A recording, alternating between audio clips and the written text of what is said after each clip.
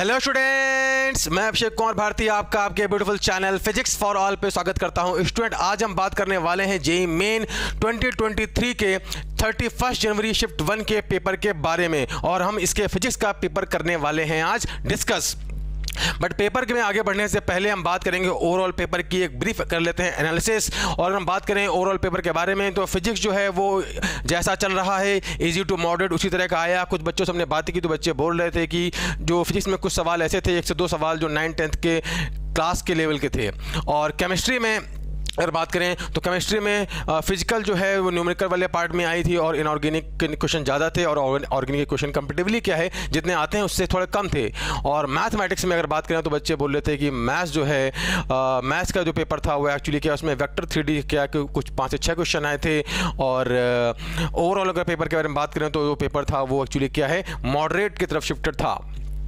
तो पेपर जो था बच्चों एक्चुअली वेल बैलेंस पेपर चल रहा है इस समय। और अगर हम आते हैं वापस अपने फिजिक्स के डिस्कशन की तरफ तो फिजिक्स जो है एक्चुअली इजी टू मॉडरेट रहा।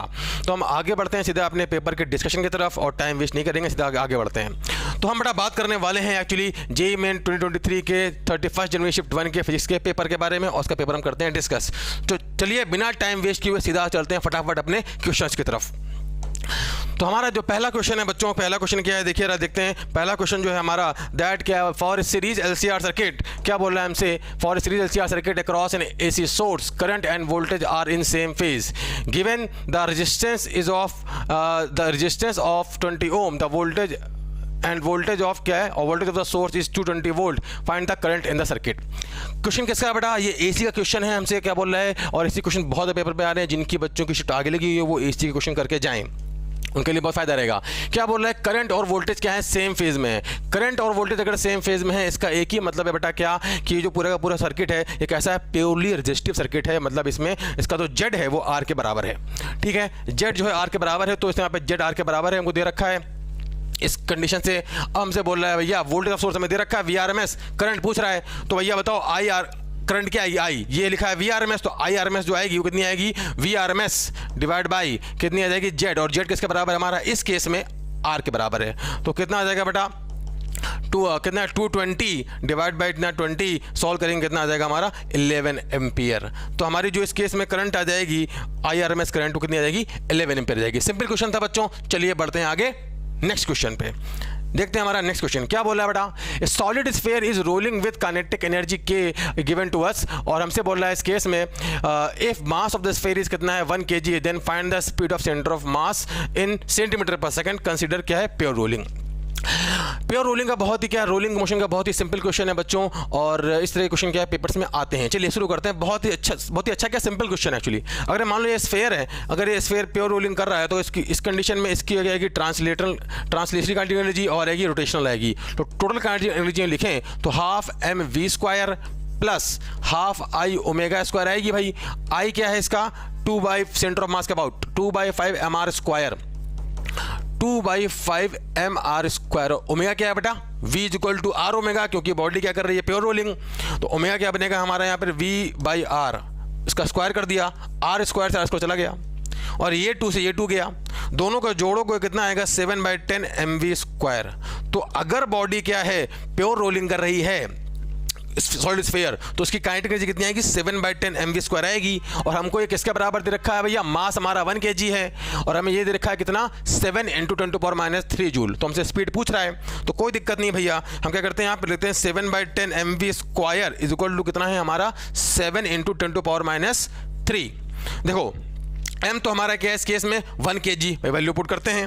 m हमारा कितना है 1 kg, तो आएगा 7/10, m हमारा 1 इंटू V का स्क्वायर इक्वल टू क्या बनेगा 7 × 10⁻³ 7 से 7 गया, V उधर जाएगा, तो V स्क्वायर कितना बन जाएगा हमारा 10⁻² बन जाएगा। तो V यहाँ से हमारा कितना आ जाएगा, V आ जाएगा 10⁻1 मीटर पर सेकेंड। बट हमसे किस में पूछ रहा है बेटा, सेंटीमीटर पर सेकेंड में, तो 100 से मल्टीप्लाई, तो V कितना आ जाएगा इस केस में 100/10 कितना आ जाएगा 10 सेंटीमीटर पर सेकेंड। सिंपल सा क्वेश्चन था, बस हमें यहाँ फॉर्मूले में वैल्यू पुट करनी थी, सीधा वैल्यू आती है ना बच्चों। चलिए आगे बढ़ते हैं, देखते हैं हमारा नेक्स्ट क्वेश्चन क्या बोल रहा है बेटा। देखिए कि if RL R XL XC denote the resistance, inductive resistance and capacitive reactance respectively, then which of the following quantities is dimensionless? हमसे देखो भैया बेटा, ये बेटा this question belongs to unit and dimension, बहुत ही सिंपल क्वेश्चन है। Unit और डायमेंशन के क्वेश्चन आ रहे हैं, बहुत ही सिंपल क्वेश्चन होते हैं। हमको अलग अलग क्वांटिटी दे रखी है यहाँ पे, XL into XC by R by blah blah blah. देखो ऐसा हो गया, इसको देखते हैं यहाँ पर। हम जानते हैं भाई कि ये जो आर है इसकी जो कहाँ गया, ये रेजिस्टेंस है, ये देख लेते हैं। रेजिस्टेंस जो है ये भी ओम में होगा, ये भी ओम में, ये भी ओम में। तो अगर ये डायमेंशनलेस होगा तो यहाँ पर देखिए, यहाँ पे ओम इंटू ओम का स्क्वायर है, नीचे क्या लिखा है ओम, तो इसकी यूनिट क्या आएगी, ओम आएगी। तो ये डायमेंशनलेस तो नहीं होगा। तो अगर ऐसा कभी लिखा हुआ है तो ऊपर भी जो आएगी यूनिट वही नीचे आनी चाहिए। तो अपन इसको देखते हैं, मान लो आर बाई रूट एक्सएल, तो यहाँ ऊपर आएगा ओम। देखो यहाँ पे क्या लिखा है, आर बाई रूट के अंदर एक्सएल इंटू एक्सी, यहाँ आएगा ओम, यहाँ आएगा रूट के अंदर ओम का स्क्वायर, तो ओम से ओम कट जाएगा। तो कैसी क्वांटिटी आ जाएगी, ये डायमेंशन लेस है ना, क्योंकि इसकी कोई यूनिट नहीं होगी इस केस में, और ये डायमेंशन लेस होगा, है ना। देना बेटा, ऐसे ही आप सारे चेक कर सकते हो। देखो यहाँ पर जैसे क्या आएगा, वहाँ 1 बाई ओम आएगा, यहाँ भाई क्या आएगा, यहाँ 1 बाई ओम का स्क्वायर आ जाएगा, है ना। तो इस केस में क्या है, जो हमारी डायमेंशनलेस क्वांटिटी क्या आएगी, आर बाई रूट के अंदर एक्सएल इंटू एक्सी। बहुत ही सिंपल क्वेश्चन है बच्चों।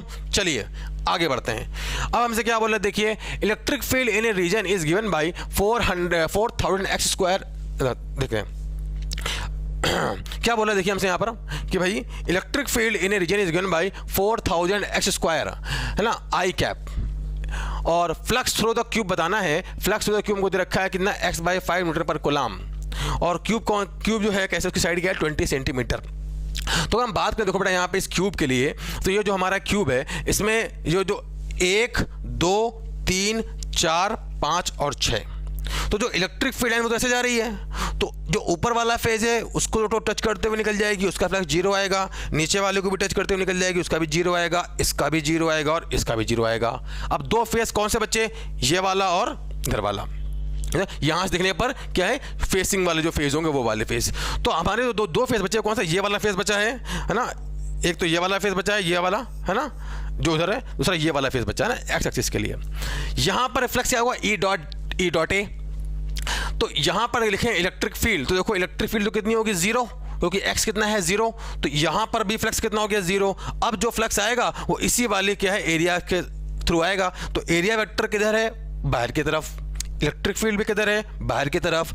अगर हम फ्लक्स लिखें बेटा, तो फ्लक्स की वैल्यू फाई कितना आएगा, फाई आएगा हमारा E vector dot A vector. Electric field और एरिया दोनों सेम डायरेक्शन में है। ई हमारा कितना है 4000 एक्स का स्क्वायर, अभी एक्स लिखते हैं, बाद में वैल्यू पुट करेंगे। एरिया हमारा कितना बनेगा 20 इंटू 20 है ना, सेंटीमीटर है 10⁻⁻2 का स्क्वायर। ये हमारा आ जाएगा फ्लक्स, है ना, क्या है यूनिट, न्यूटन पर कूलम मीटर स्क्वायर। ठीक है, अब हम यहाँ वैल्यू पुट करते हैं। भाई एक्स कितना है, देखो यहाँ पर एक्स की वैल्यू पुट करते हैं। ये लिखा है 4000, एक्स हमारा कितना है 20 इंटू 10⁻⁻2 का स्क्वायर। ये स्क्वायर लिखा है और यहाँ भी सेम नंबर लिखा हुआ है, तो इसका और की पावर क्या हो जाएगी 4, है ना बेटा। भाई यहाँ स्क्वायर आएगा सेम नंबर का, और यहाँ बगल में सेम नंबर लिखा हुआ है, तो पावर क्या हो जाएगी 4 हो जाएगी। अब देखिए हमसे क्या बोल रहा है, हाँ भाई यूनिट सेम चल रही है, न्यूटन पर कूलम मीटर स्क्वायर। हाँ भाई क्या आएगा, देखिए 4000 ये लिखा हुआ है, और इस केस में लिखा जाएगा ये कितना बनेगा, देखिए बेटा ये हमारा बनेगा 16 इंटू ये देखो क्या लिखा, ये का 10⁻⁻1 बन जाएगा। ये बनेगा 10⁻⁻1 और उसकी पावर 4, तो बनेगा 10⁻⁻4। ठीक है बेटा, ये कितना बन जाएगा हमारा, यहाँ आएगा 2⁴ बनेगा 64, है ना, तो सॉरी 16, और ये बनेगा 10⁻⁻1, तो ये 0 कट जाएगा, इसके बाद पावर 4 करेंगे 10⁻⁻4 आ जाएगा। हाँ भाई ये कितना बन गया, देखिए ये लिखें तो बनेगा हमारा 64 इंटू 10⁻1, ये आ गया। तो हमारा कितना बन गया, ये बन गया 64/10, है ना, न्यूटन पर कूलम मीटर स्क्वायर। अब हम इसको सॉल्व करते हैं तो कितना बनेगा, देखिए ये आएगा, आई थिंक हमारा उड़ेगा तो बनेगा 32, है ना, 32/5 न्यूटन पर कूलम मीटर स्क्वायर, है ना। तो ये वैल्यू आ जाएगी। मैथ देख रहे ना भैया, है ना, मैथ में कुछ गड़बड़ हो, देख लेना मैथ, है ना। तो सिंपल क्वेश्चन था। तो हमारा इस केस में कहानी क्या बन जाएगी, एक्स कितना आ जाएगा हमारा, एक्स इक्वल टू आ जाएगा 32। सिंपल क्वेश्चन था, हमने बस कुछ नहीं किया, फ्लैक्स निकाला, सिंपल वैल्यू वहां पर पुट कर दी बेटा, है कि नहीं है। चलिए नेक्स्ट देखते हैं। हाँ भाई नेक्स्ट क्या है, देखिए क्या बोल रहा है next question, a lift of mass कितना है, lift of mass 500 kg start moving downward with the initial speed 2 metre पर सेकेंड। मास कितना है 500 kg और स्पीड कितनी है 2 मीटर पर second, and accelerate with a acceleration of 2 metre पर second square. The kinetic energy of lift when it has moved the 6 meter downward direction. तो देखो भाई कहानी क्या है इस केस में, ये है लिफ्ट है ना, ये जो लिफ्ट है इसका मास हमको दे रखा है m है ना, 500 kg दे रखा है, और इसकी जो स्पीड है वो कितनी है बेटा, वो नीचे की तरफ इसकी स्पीड है 2 मीटर पर सेकेंड इनिशियल, और इसका जो एक्सेलरेशन है वो भी कितना है 2 मीटर पर सेकेंड स्क्वायर। जब ये 6 मीटर मूव कर जाएगी तो हमसे पूछ रहा है क्या, इसकी काइनेटिक एनर्जी पूछ रहा है। तो काइनेटिक एनर्जी क्या होगी बेटा, हाफ mv स्क्वायर। इसके लिए हमको क्या चाहिए, जब ये 6 मीटर नीचे मूव कर जाएगा उस समय इसकी स्पीड चाहिए, क्योंकि बॉडी मूव कर रही है कांस्टेंट एक्सेलरेशन से, so we can apply equation of motion. क्या होती है, v square is equal to u square plus 2as, v is equal to u plus 80, h is equal to u t plus half 80 square. यहाँ पे कौन सी लगाएंगे, v square is equal to u square plus 2as, क्योंकि हमको तो भाई v find करना है और हमको डिस्टेंस दे रखी है।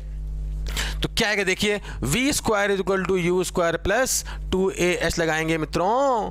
v कितना है, v है v स्क्वायर, u कितना है 2 का स्क्वायर, a कितना है बेटा 2 हो गया, a कितना है हमारा, a कितना है हमारा 2 है, और s कितना है हमारा 6। कितना बनेगा ये बन गया 24, ये बन गया 28, तो v स्क्वायर आ गया हमारा 28 मीटर पर सेकंड का स्क्वायर। ठीक है भाई, हमको चाहिए काइनेटिक एनर्जी, तो काइनेटिक एनर्जी क्या होगी भाई, half mv square. Kinetic energy होगी हाफ mv का स्क्वायर, हाफ है, m कितना है बेटा 500 इंटू v का स्क्वायर कितना है 28 है कि नहीं है।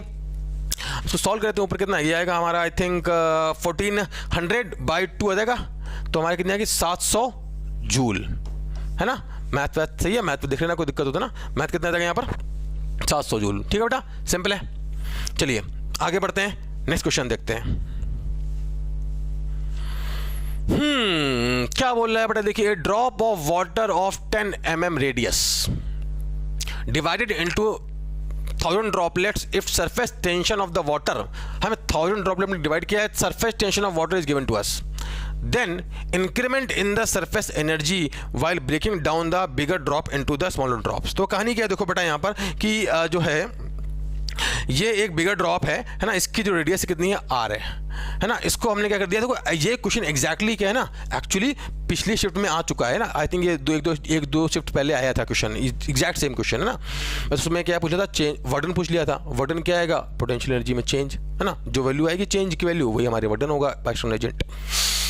सेम क्वेश्चन था, बस यहाँ पे सरफेस टेंशन आई थिंक बदल दी थी है ना, वही था कि एक बड़ी ड्रॉप को हमने 1000 ड्रॉप में तोड़ा है, तो भाई एक बड़ी ड्रॉप इसको हमने 1000 के ड्रॉप में तोड़ दिया है, 1000 ड्रॉप्स में तोड़ा है। तो भाई हमसे पूछ रहा है बताओ कि यहाँ पर कितनी एनर्जी रिलीज होगी, तो एनर्जी कहाँ से आएगी भाई, इसकी एनर्जी कौन सी होगी, सरफेस एनर्जी। तो अगर हम इसकी लिखें इनिशियल एनर्जी, तो इनिशियल कितनी एनर्जी कितनी आएगी, सरफेस टेंशन इंटू इसका एरिया 4πr का स्क्वायर। जब इसको हमने क्या कर दिया है फाइनली 1000 ड्रॉप्स में क्या है ब्रेक कर दिया है, छोटे छोटे ड्रॉप्स में, बहुत सारे ड्रॉप हैं यहाँ पर 1000 ड्रॉप्स हैं, 1000 ड्रॉप्स में ब्रेक कर दिया है, किसकी रेडियस क्या है स्मॉल r। तो भाई उसका लिए अगर लिखा जाए तो उसकी फाइनल एनर्जी कितनी आएगी, फाइनल एनर्जी एक की आएगी s इंटू 4πr स्क्वायर, और कितने ड्रॉप है ऐसी 1000, तो 1000 आ जाएगी। हमसे पूछ रहा है क्या भाई कि कितना चेंज है ना, देन ब्रेकिंग डाउन में कितना चेंज आएगा ना, चेंज निकालना है अपन को इस केस में, चेंज निकालना है, क्या निकालना है, हाँ भाई देन इंक्रीमेंट, हाँ इंक्रीमेंट निकालना ना, चेंज भाई इंक्रीमेंट ही निकालना है। तो इस केस में वो कहानी क्या आएगा, देखिए भाई, तो बस हमें कुछ नहीं करना है यहाँ पर, अगर लिखें यहाँ पे तो हमको r मिल जाए स्मॉल r, किसके टर्म में, in terms of capital R, तो काम खत्म। अब बात ये हमको कैपिटल R कैसे मिले, स्मॉल r कैसे मिले, तो देखिए भाई यहाँ लिख देता हूँ मैं कि भाई जो बड़ी वाली रेडियस का जो बड़ी वाली थी यहाँ पे ड्रॉप, वो टूटी ये 1000 में, तो टोटल जो मास है वो तो कांस्टेंट ही रहेगा, और क्योंकि डेंसिटी कांस्टेंट है इस वजह से वॉल्यूम भी कांस्टेंट रहेगा। तो एक्चुअली क्या है, जो बड़ी वाली ड्रॉप है उसका जो वॉल्यूम है वही उन 1000 ड्रॉपलेट्स का वॉल्यूम होगा। तो हम कह सकते हैं यहाँ पर 4/3 into πr cube, that is equal to कितना 1000 into 4/3 pi into small r cube. 4/3 pi से उड़ गया तो r इज इक्वल टू कितना आ गया 10r, मतलब जो क्यूब करेंगे ना 10 की पावर 3 लिखा है, r की पावर 3 लिखा है, आर स्क्वायर 10 आ जाएगा। तो जो बड़ी वाली जो यहाँ पर ड्रॉप है, जो छोटी ड्रॉप है सॉरी, उसकी रेडियस क्या है, बड़ी ड्रॉप का 1/10 हो गई है। तो अगर हम यहाँ पे लिखें फाइनल एनर्जी क्या बनेगा, 1000 इंटू एस इंटू 4 पाई क्या बनेगा, आर स्क्वायर बाई 100 आएगा। तो जो एनर्जी आ जाएगी कितनी आएगी, 10s into 4 pi R square, है ना। ये आ गई हमारी फाइनल एनर्जी।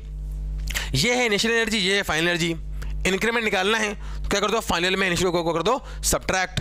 तो जो इंक्रीमेंट आएगा डेल्टा यू, यहाँ लिख रहा हूँ, क्या बनेगा, फाइनल माइनस इनिशियल। ये लिखा है 10s into 4 pi R square. ये क्या लिखा है, s into 4 pi R square. घटाओगे तो क्या बनेगा भैया, 10 में से 1 सब्ट्रैक्ट हो जाएगा, 9s आएगा। तो कितना आ जाएगा, 9 into s into 4 pi into r का स्क्वायर। भाई हमको सारी वैल्यू बस दे रखी हैं, देखो बस सारी वैल्यू पुट करनी है हमको। क्या दे रखा है यहाँ पर, हमको क्या दे रखा है भैया, एस दे रखा है, आर दे रखा है। वैल्यू पुट करेंगे सीधे हमको आंसर मिल जाएगा। वैल्यू मैं फटाफट रख देता हूँ, आप सॉल्व करना है इसको। 9 को 9 है, एस है हमारा 0.07344 है, पाई कितना बनेगा 22/3 और आर कितना है हमारा 10 mm। तो 10 इंटू 10 टू पावर -3 का स्क्वायर। अब भाई देखो ये जो है ना एनर्जी कितनी आएगी, जूल में। अब आप इसको ना मैथ तो आप कर सकते हैं, इसको मैथ को क्या करें, सॉल्व करें, ठीक है ना। तो this will be the energy में जो इंक्रीमेंट आएगा, ये वो एनर्जी में इंक्रीमेंट होगा। कुछ नहीं करना था हमको, क्या करना था, बस इनिशियल एनर्जी निकालनी थी, फाइनल एनर्जी निकालनी थी, फाइनल एनर्जी में इनिशियल एनर्जी को सब्ट्रैक्ट कर देना था, सीधा आंसर आ गया। चलिए तो नेक्स्ट क्वेश्चन क्या बेटा हमारा, देखिए the number density of charge n क्या है, if n is equal to number density of charge, a क्या है area of cross section of conductor, q क्या है charge on each charge carrier, I क्या है current through the conductor, then expression for the drift velocity. हे भगवान, इतना simple question, इतना simple question. I is equal to NeAVD, कहाँ का क्वेश्चन है ये, करंट इलेक्ट्रिसिटी का। क्या लगेगा, देखो भैया I इज इक्वल टू क्या है, हम पढ़ते हैं ना NeAVD पढ़ते हैं ना। यहाँ पे देखो I क्या होता है करंट, N क्या होता है number of charge carrier per unit volume. वहाँ पे हम कंडक्टर में क्या होता है, इलेक्ट्रॉन होता है। तो यहाँ पे से बोल दिया भैया number of charge carrier low, electron मत मानो, चार्ज कैरियर मानो। तो चार्ज कैरियर मानते हैं, ठीक है। ई क्या है, चार्ज ऑन इलेक्ट्रॉन। यहाँ बोल रहा है ई नहीं क्यू है, तो लो भैया क्यू पकड़ो। ए है, ए पकड़ो। वीडी पूछ रहा है तो वीडी लो, ये आ गया आंसर। वीडी क्या आ गया, I/NQA। क्या आया, सीधा आंसर आ गया, खटाखट सिंपल। कहाँ दिया है, ये दिया है आंसर I/NQA या NAQ, जो भी। सिंपल क्वेश्चन था एकदम, नहीं है क्या।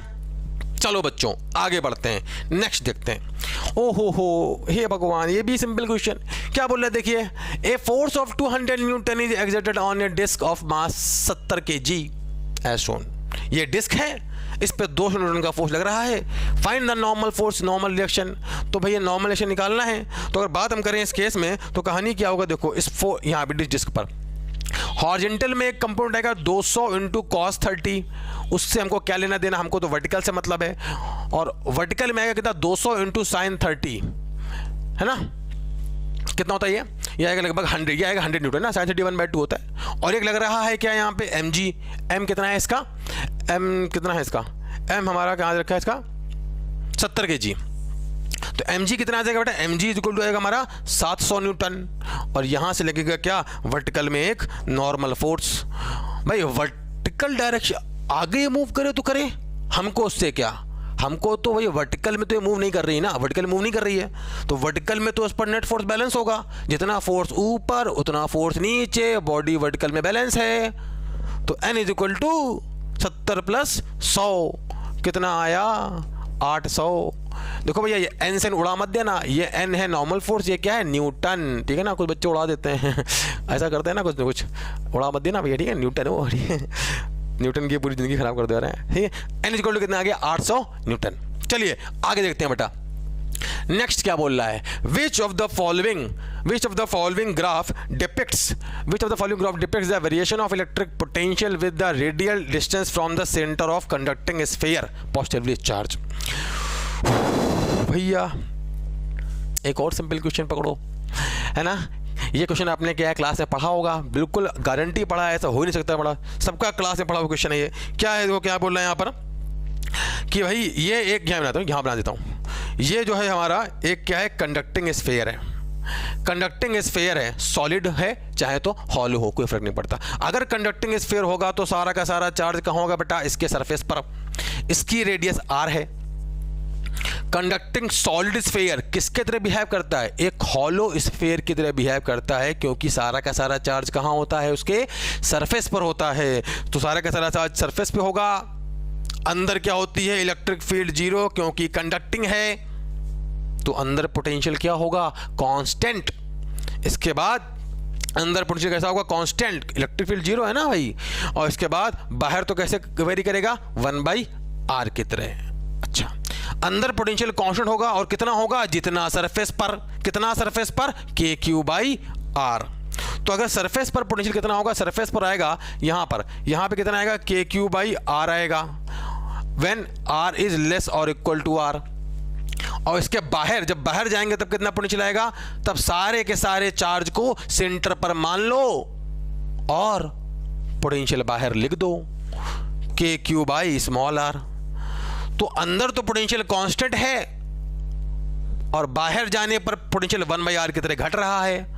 ऐसा जिस ग्राफ में होगा वही हमारा क्या आंसर होगा। तो कौन सा ऐसा ग्राफ है, एक ही ग्राफ है, C। अंदर कांस्टेंट रहेगा, बाद में क्या होगा, 1/r से घटेगा। सिंपल था बच्चों, है कि नहीं है। चलिए नेक्स्ट। ओके, क्या बोल रहा है, देखिए यहां पर नेक्स्ट क्वेश्चन में हमसे क्या बोल रहा है कि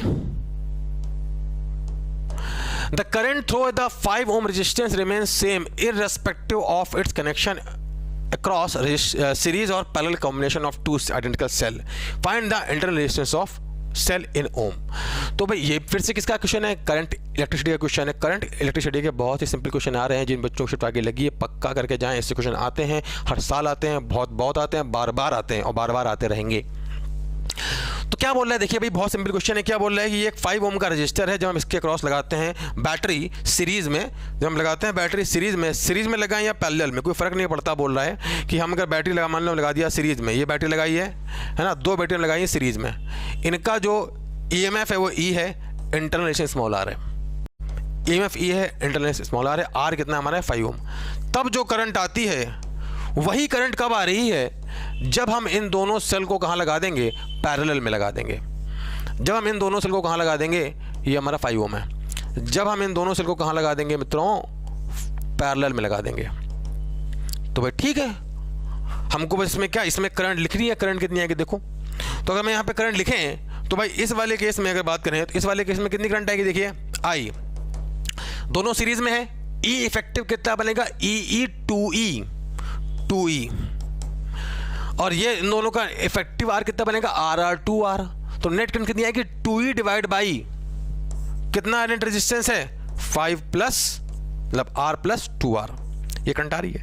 यहां पर ये इफेक्टिव कैसा बनेगा, इफेक्टिव क्या बनेगा, ऐसा बनेगा ना, ये बनेगा 5 ओम, और इन दोनों को हटा के अगर अकेली बैटरी लगाएं तो उसका जो EMF होगा वो कितना होगा बेटा, E के बराबर, और इंटरनल रेजिस्टेंस कितना होता है, ये दोनों पैरेलल में है ना, 1/r R/2 हो जाएगा।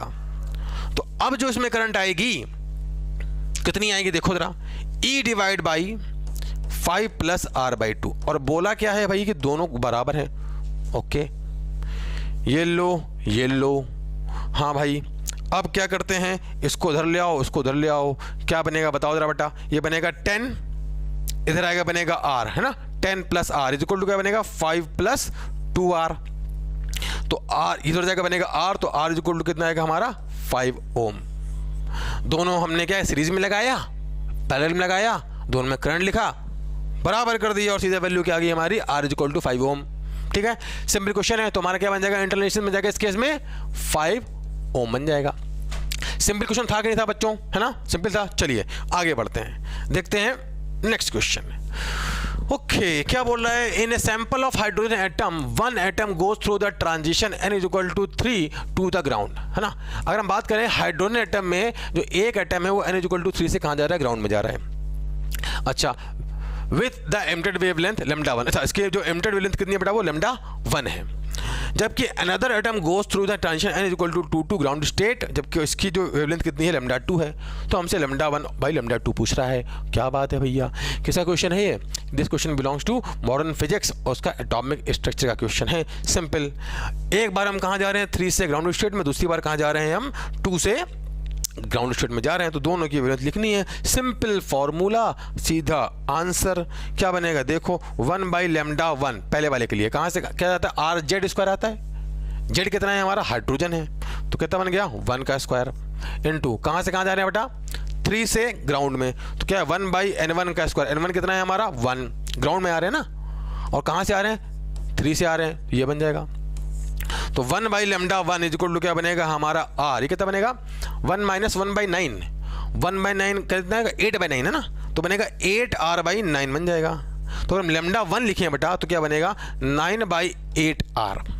ठीक है, ऐसे ही है, चलो यही लिख लेते हैं ना। 1 बाई लैम्डा 2 क्या बनेगा बेटा R Z square, R R है, जेड कितना है 1, और कहाँ पे आ रहे हैं, सॉरी कहाँ पे आ रहे हैं 1 में आ रहे हैं, और कहाँ से आ रहे हैं 2 से आ रहे हैं, तो 1 माइनस 1 का स्क्वायर बाई 2 का स्क्वायर बनेगा।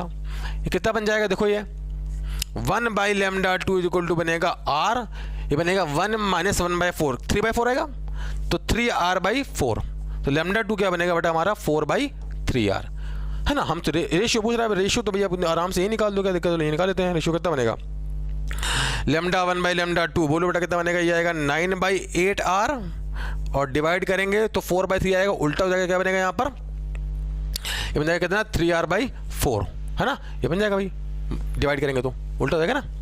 अच्छा कितना बन जाएगा इस केस में हमारा 27 डिवाइड बाई 32, कहाँ दिया है भैया 27 डिवाइड बाई 32।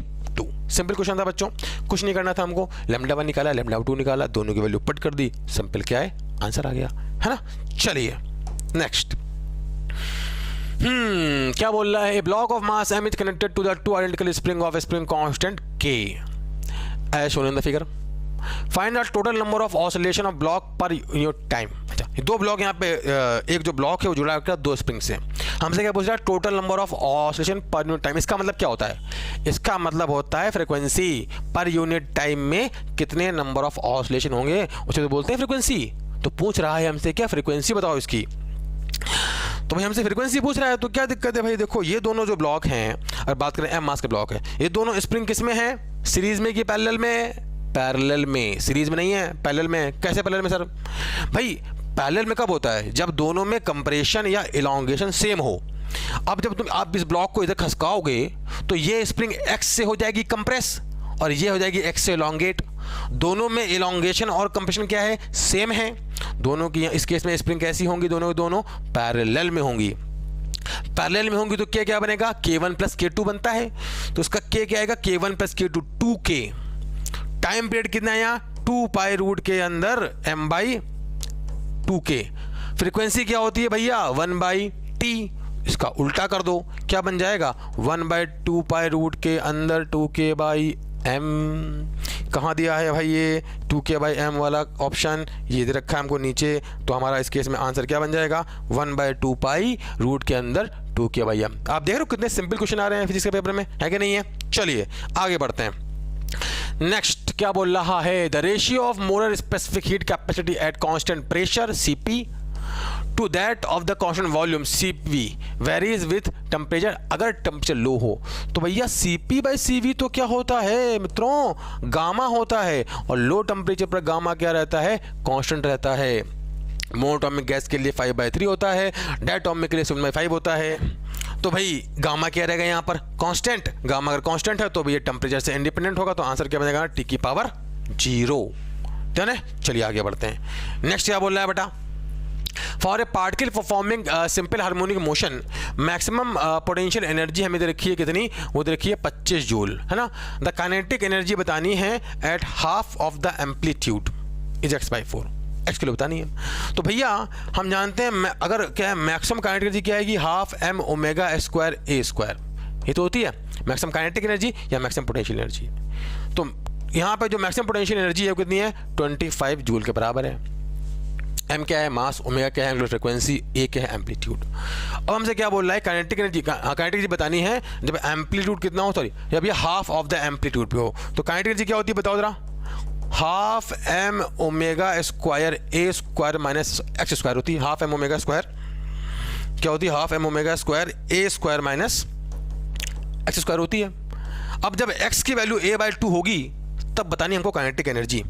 तो जब x की वैल्यू a/2 डाल दो यहाँ पर, half M omega square A square minus A square by 4 आ जाएगा। कितनी आएगी भैया energy? 3/4 3/4 half M omega square A square, नहीं है क्या? 3/4 आएगा। तो इस केस में टोटल एनर्जी क्या है? वो टोटल एनर्जी का 3/4 है। और हमारी टोटल एनर्जी क्या है बेटा? देखो इसकी लिखी हुई यहाँ पर है ना। कितना आ जाएगा इस केस में? 3/4 इंटू 25 कितना आ गया? 75/4 जूल। हमसे क्या बोल रहा है? कितनी एनर्जी है? x/4 जूल है। x की वैल्यू बताओ, तो x कितना आ गया हमारा? 75। सिंपल था, है कि नहीं है? चलिए आगे बढ़ते हैं। क्या बोल रहा है भाई? नेक्स्ट असर्शन रीजन है। क्या बोल रहा है? The beam of electron shows the wave nature and exhibits the interference and diffraction. सही है। बीम ऑफ इलेक्ट्रॉन जो है एक्चुअली क्या है, हम जानते हैं कि जब भी कोई पार्टिकल मूव करता है तो क्या है, अपने मोशन के साथ उसके एक वेव अटैच होती है, इसे बोलते हैं de Broglie वेवलेंथ। और जो बीम ऑफ इलेक्ट्रॉन के तो हम करते हैं एक्सपेरिमेंट, तो क्या है वो इंटरफेरेंस पैटर्न और डिफ्रैक्शन पैटर्न दोनों शो करता है। सही बात है, assertion is correct. Reason Davisson Germer experiment verified the wave nature of electron. हाँ बिल्कुल, इसने क्या डेविएशन जर्मन एक्सपेरिमेंट में हमने क्या ये आइडेंटिफाई करते हैं भाई कि भैया ये जो है वेव नेचर को शो कर रहा है। सही बात है, ये भी सही है। लेकिन ये इसका करेक्ट एक्सप्लेनेशन नहीं है। करेक्ट एक्सप्लेनेशन क्यों नहीं है? कि इसका करेक्ट एक्सप्लेनेशन क्या है? इसका करेक्ट एक्सप्लेनेशन ये है कि भाई इलेक्ट्रॉन किसी के मोशन के साथ क्या होती है? एक वेव अटैच होती है। इसकी वजह से क्या है एक्चुअली क्या है, इंटरफेरेंस पैटर्न को शो कर पाता है और क्या डिफ्रेक्शन पैटर्न को शो कर पाता है। ये इसका क्या है? करेक्ट एक्सप्लेनेशन है। तो असर्शन भी करेक्ट है, रीजन भी करेक्ट है, बट इसका करेक्ट एक्सप्लेनेशन नहीं होगा ये। ठीक है ना। इससे करस्पॉन्डिंग जो हमारा ऑप्शन बनेगा वही हमारा आंसर बन जाएगा, है ना। नेक्स्ट, चलिए नेक्स्ट देखते हैं क्या बोल रहा है। क्या बोल रहा है बेटा? ए projectile is launched on the horizontal surface that if thrown with initial velocity u, it has velocity √3u/2 at the topmost point, maximum height. The time of flight बताना है। तो भाई ये एक प्रोजेक्टाइल है, उसको हमने तब ग्राउंड से फेंका है, u स्पीड से मान लेते हैं थीटा एंगल पर। टॉप मोस्ट पॉइंट पर कहानी क्या है? इसकी स्पीड होगी u cos थीटा। और हमसे क्या बोल रहे हैं भाई? ये स्पीड है किसके बराबर? √3/u के बराबर है। तो यहाँ से हमको थीटा नहीं मिल जाएगा। cos थीटा √3/2 आएगा, cos थीटा आएगा √3/2। तो थीटा कितना बनेगा? थीटा हमारा बनेगा पाई कितना? 30 डिग्री बन जाएगा, है ना, π/6।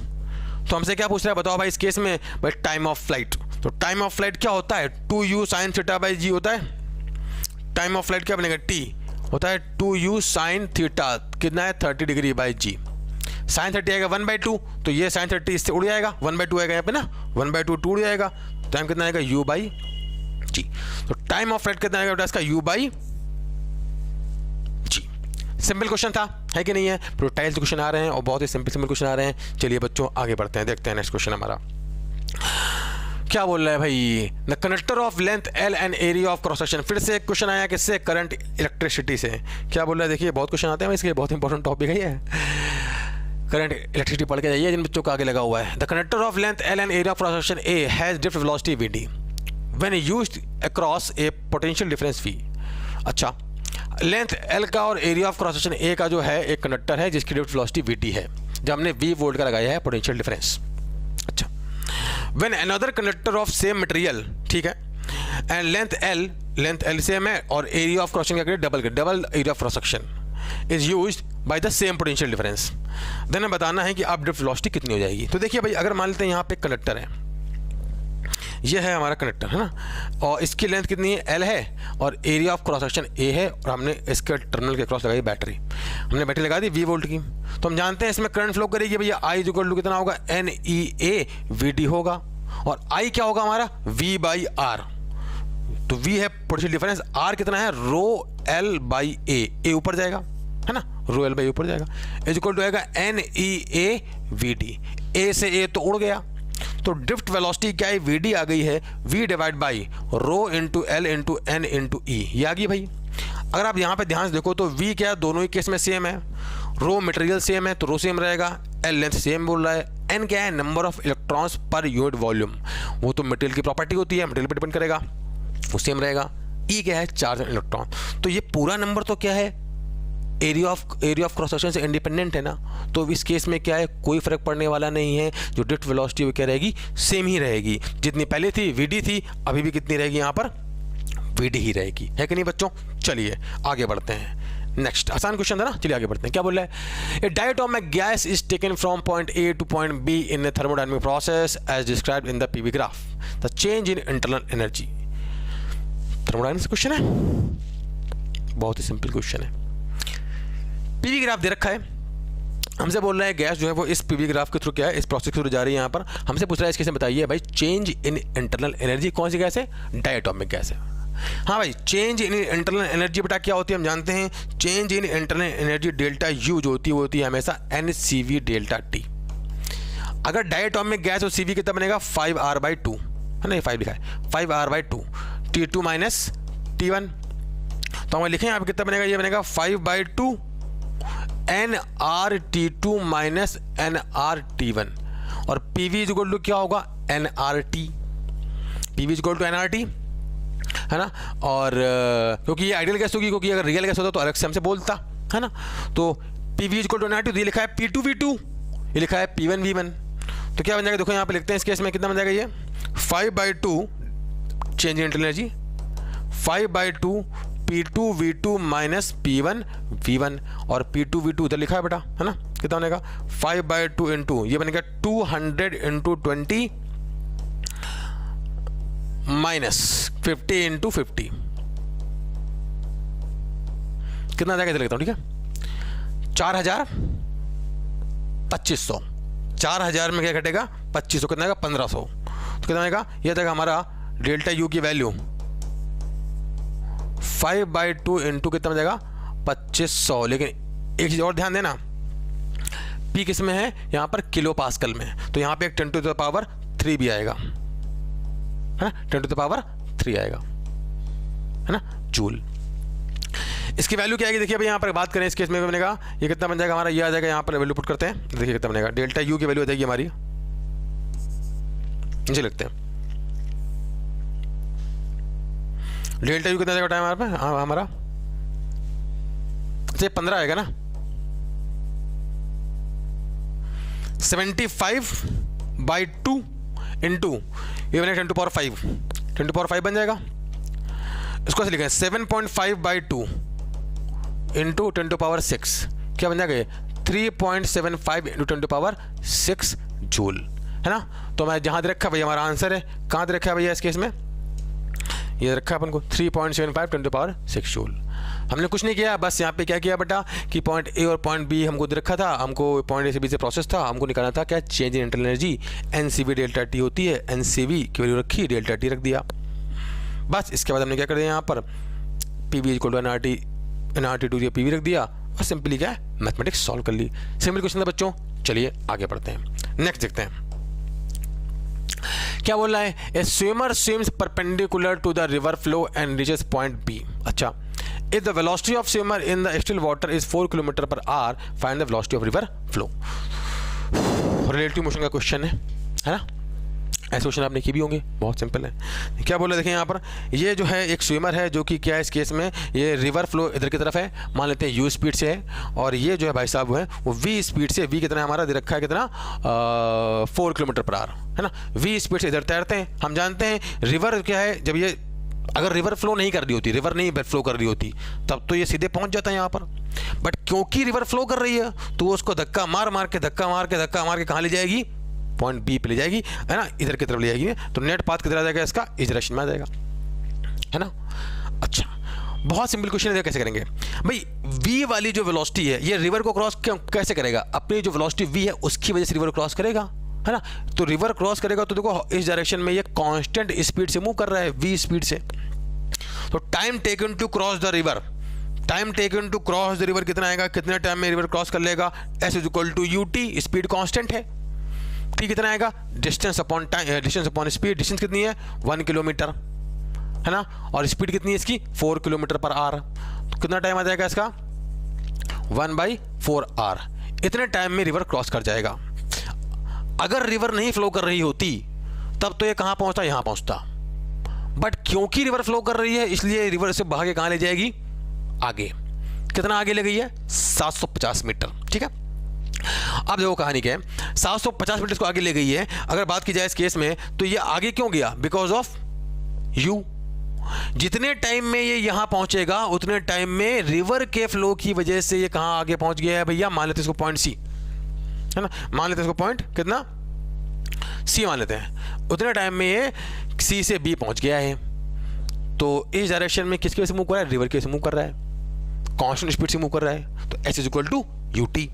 कितना बनेगा देखो, तो along the direction of river क्या बनेगा, एस 750 मीटर, है ना। ये ध्यान देना मीटर में है, ये मीटर में है भाई। 1000 कर दो तो किलोमीटर में आ जाएगा, है ना, भाई 1000 कर दो किलोमीटर में आ जाएगा। ठीक है, तो कितना आ गया, 750 मीटर आ गया। इज इक्वल टू कितना बन जाएगा इस केस में, ये आ गया हमारा kilometre. S is equal to u t, u कितना है हमारा, यू हमको पता करना है, और टी कितना है बेटा हमारा 1/4 आ रहा है। देन कितना बन जाएगा देखो यहाँ पे इस केस में लिखा जाए तो ये हमारा लिखा हुआ है कितना, ये हमारा लिखा हुआ है 3/4 is equal to u into 1/4। कितना आ गया, यू यहाँ से कितना आ गया हमारा 3 किलोमीटर पर आवर। सिंपल, हमें कुछ नहीं किया, बस इस डायरेक्शन में इसको ड्यूटी लगाया, कितने टाइम में पहुंचा उतने टाइम में आगे बढ़ जाएगा, एच को ड्यूटी फिर से लगाया, यहाँ से हमें क्या मिल गई, इसकी स्पीड मिल गई बच्चों। सिंपल क्वेश्चन है बच्चों, चलिए आगे बढ़ते हैं, देखते हैं नेक्स्ट क्वेश्चन क्या बोल रहा है भाई। Okay, unpolarized light of intensity I naught, unpolarized light of intensity I naught is incident on a polarizer subsequently on polarizer A and B, है ना।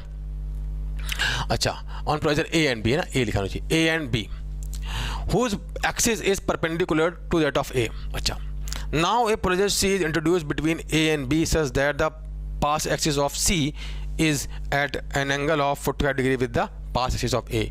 Find the intensity of light that will be coming out of A।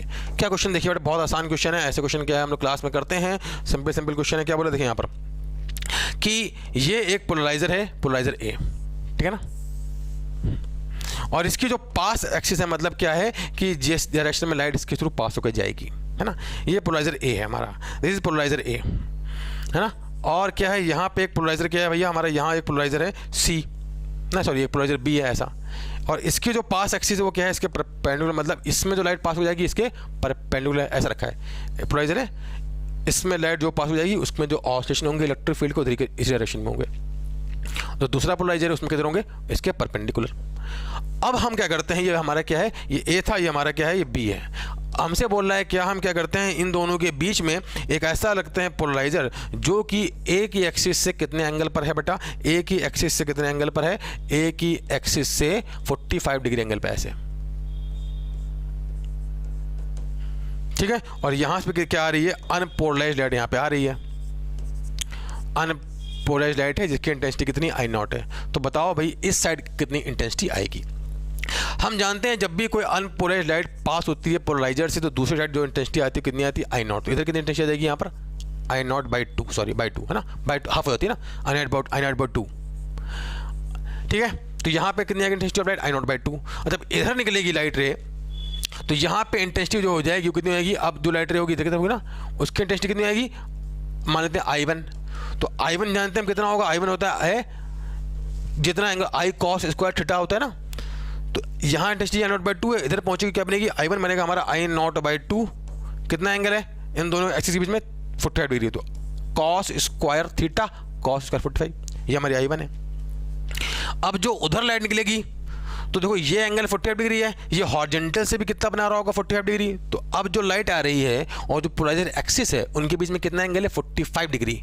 दोबारा फिर से, तो अब जो उधर light निकलेगी उसकी इंटेंसिटी क्या होगी, I2 ऐसे निकलेगी।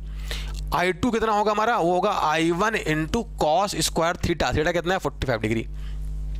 तो अब जो नेट इंटेंसिटी लिखी जाए बेटा, तो नेट इंटेंसिटी क्या आएगी हमारी, I नेट, वो लिखिए इधर, I1 के लिए चिपका दो, I not by 2 cos square 45, ये लिखा है I1 इंटू कॉस स्क्वायर 45।